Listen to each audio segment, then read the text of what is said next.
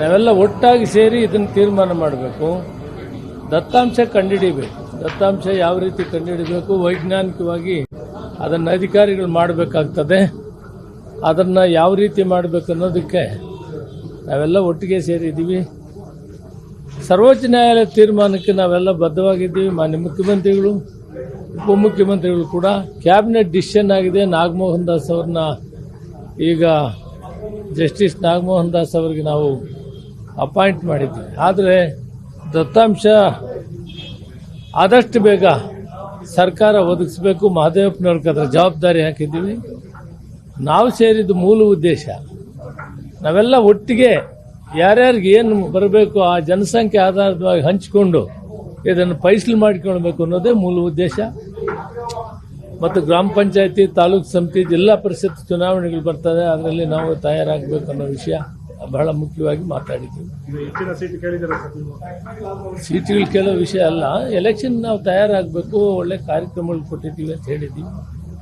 ಅದರ ಜೊತೆಗೆ ಇವಾಗ ಇದರದ್ದು ಮುಖ್ಯವಾಗಿ ವರ್ಗೀಕರಣದ ಬಗ್ಗೆ ನಮ್ಮ ಕೆಲವು ಹೋರಾಟ ಸಮಿತಿಗಳು ಸತ್ಯಾಗ್ರಹ ಮಾಡ್ತಾರೆ, ಹೋರಾಟ ಮಾಡ್ತಾರೆ, ಪ್ರೆಸ್ಗೆ ಹೋಗ್ತಾ ಇದ್ದಾರೆ.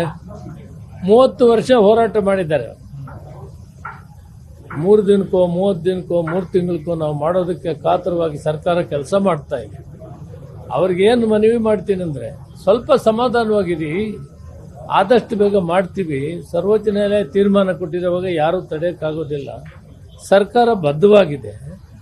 ಅದುವರೆಗೂ ಸ್ವಲ್ಪ ಸಮಾಧಾನವಾಗಿ ಜವಾಬ್ದಾರಿಯಾಗಿರುವಂಥ ಮುಖ್ಯಮಂತ್ರಿಗಳಾಗಲಿ, ಉಪಮುಖ್ಯಮಂತ್ರಿಗಳಾಗಲಿ, ಮಹದೇವಪ್ಪನವ್ರನ್ನಾಗಲಿ, ಪರಮೇಶ್ವರ್ ಅವ್ರನ್ನಾಗಲಿ ಯಾರನ್ನು ಕೂಡ ವಿನಾಕಾರಣವಾಗಿ ಟೀಕೆ ಮಾಡೋದು ಬೇಡ. ಅವರೆಲ್ಲ ಒಟ್ಟಿಗೆ ಇದ್ದಾರೆ. ಈಗ ಅವರೇ ಲೀಡ್ ತಗೊಂಡು ಮಹದೇವಪ್ಪನವ್ರು ಮಾಡೋವಂಥ ಕಾಲದಲ್ಲಿ ಅವ್ರನ್ನ ಮಾತಾಡೋದು ಸರಿ ಇಲ್ಲ. ಬೇಡಪ್ಪ ಮಾತಾಡೋದು ಯಾರೂ, ಅದು ಬಿಟ್ಬಿಡಿ, ಸರ್ಕಾರ ಮಾಡ್ತೀವಿ, ನೀವು ಸಹಕಾರ ಕೊಡಿ, ಇಷ್ಟು ಹೇಳಿ. ಈಗ ಪ್ರಮುಖವಾಗಿ ಅಕ್ಕಿ ತುಂಬಾ ಕಡೆ ಸ್ಟಾಕ್ ಇಲ್ಲ ಅನ್ನೋ ಒಂದು ಇದಾಗ್ತಿದೆ. ಇಲ್ಲ, ಒಂದೇ ಸಾರಿ 15 kg ಕೊಡೋಕ್ಕಾಯ್ತಲ್ಲ. ಅಕ್ಕಿ ಇದೆ. ಫುಡ್ ಸೆಕ್ಯೂರಿಟಿ ಆಕ್ಟ್ ಪ್ರಕಾರ ಅಕ್ಕಿ ಕೊಡಬೇಕು. ಆಮೇಲೆ ಕೇಂದ್ರ ಸರ್ಕಾರ ಅಕ್ಕಿ ಕೊಡೋಕ್ಕೂ ತಯಾರಿದೆ. ಹಣ ಕಟ್ಟಿದ್ದೀವಿ. ಅಕ್ಕಿ ಬರೋದು ಟ್ರಾನ್ಸ್ಪೋರ್ಟೇಷನ್ ಸ್ವಲ್ಪ ಹಿಂದೆ ಮುಂದಾಗ್ಬೋದು. ನಾವು ಫೆಬ್ರವರಿಯಲ್ಲಿ 5 kg, ಈ ತಿಂಗಳಲ್ಲಿ 10 kg ಕೊಡಬೇಕಂತ ಏನು ನಿರ್ಣಯ ಮಾಡಿದ್ವಿ. ಅದಕ್ಕೆ ಸಾಕಾಗಷ್ಟು ಹಣವನ್ನು ತುಂಬಿಸಿದ್ವಿ. ಈಗ ಫುಡ್ ಕಾರ್ಪೊರೇಷನ್ ಆಫ್ ಇಂಡಿಯಾ ಅವರು ಇದನ್ನು ನಮಗೆ ಒದಗಿಸ್ಬೇಕು. ಮೊದಲು 5 kg ಇರ್ತಿತ್ತು, ಸರಾಗವಾಗಿ ನಡೆಸ್ತಾ ಇದ್ರು. ಸಡನ್ನಾಗಿ 15 kg ಅಂದಾಗ ಸಾಗಾಣಿಕೆ ಅದು ಇದು ಏರ್ಕೊಂಡ್ಬಿಟ್ರೆ ಅಕ್ಕಿದು ತೊಂದರೆ ಇಲ್ಲ. ಹಣ ಕಟ್ಟಿದ್ದೀವಿ. ಮಾರ್ಚ್ 30 ಈ 15 kg ಏನು ಹೇಳಿದ್ದೀವಿ ಅದು ಪೂರ್ತಿ ಪ್ರಮಾಣ ಕೊಡ್ತೀವಿ. ಏಪ್ರಿಲ್ನಿಂದ 10 kg ಕಂಪಲ್ಸರಿ ಕೊಡ್ತೀವಿ. Thank you sir. ಆಮೇಲೆ ಸರ್ ಇನ್ನೊಂದು ಸರ್, ಈಗ ಬಜೆಟ್ ಅಧಿವೇಶನ ಹತ್ರ ಒಂದು ಸ್ವಲ್ಪ ಸಂಪುಟ ಪುನರ್ರಚನೆ ಆಗುತ್ತೆ, ಸಿಎಂ ಬದಲಾವಣೆ ಅಂತ ಬಹಳಷ್ಟು ಚರ್ಚೆಗಳಾಗ್ತಾ ಇದೆ ಸರ್.